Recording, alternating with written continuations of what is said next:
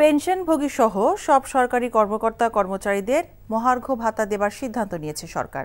ভাতা পর্যালোচনা এবং সুপারিশ প্রদানের জন্য প্রধান উপদেষ্টার কার্যালয়ের মুখ্য সচিবকে প্রধান করে 4 সদস্যের কমিটি গঠন করা হয়েছে বলে জানিয়েছেন জনপ্রশাসন সচিব ডক্টর মোখলেসুর রহমান। দুপুরে সচিবালয়ে এসব বলেন তিনি। এর আগে তার কাছে জনপ্রশাসন সংস্কারে বিএনপির সুপারিশ তুলে দেন দলের চেয়ারপারসনের উপদেষ্টা ইসমাইল জাবিউল্লাহ। এ সময় শেষ 3 নির্বাচনকে বৈধতা দিতে যারা কাজ করেছে তাদের বিচারের আওতায় আনার দাবি জানান তিনি। রিপোর্ট করছেন রকনউদ্দিন। রোববার সকালে সচিবালয়ে জনপ্রশাসন মন্ত্রণালয়ের সিনিয়র সচিবের সাথে সাক্ষাৎ করেন বিএনপি গঠিত জনপ্রশাসন সংস্কার বিষয়ক কমিটির সদস্য ও দলের চেয়ারপারসনের উপদেষ্টা ইসমাইল জবিউল্লাহ। এ সময় জনপ্রশাসন সংস্কারে বিএনপির সুপারিশ সহ একটি প্রতিবেদন তুলে দেওয়া হয় সংশ্লিষ্ট সচিবের কাছে।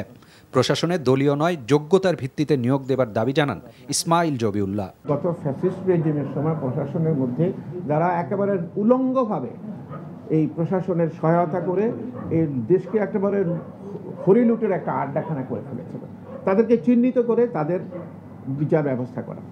1, 14, 18 এবং 24 সনে যারা ন্যাক্কারজনকভাবে ভোট চুরি করেছে, জনগণের ভোটাধিকার হরণ করেছে, তাদেরকে চিহ্নিত করে তাদের বিরুদ্ধে অ্যাকশন গ্রহণ করা। সেটা ফৌজদারি আদালতে হতে পারে এবং আইন মোতাবেক যে অনুষ্ঠান হতে পারে।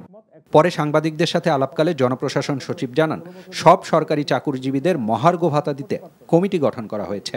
3-4টি বৈঠকের পরই কমিটির পক্ষ থেকে সুপারিশ করা হবে বলেও জানান সচিব। মহার্ঘ ভাতা কমিটি করেছে, যেখানে আমিও আছি।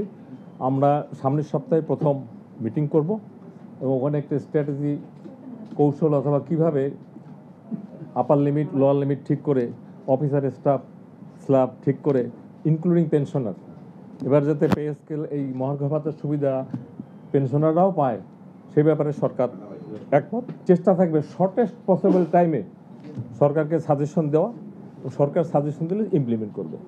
এদিকে রোববার সকাল 10টা থেকে জনপ্রশাসন মন্ত্রণালয়ের সিনিয়র সচিবের দপ্তরের সামনে অবস্থান নেন পদোন্নতি বঞ্চিত অবসরপ্রাপ্ত কর্মকর্তাদের অনেকেই।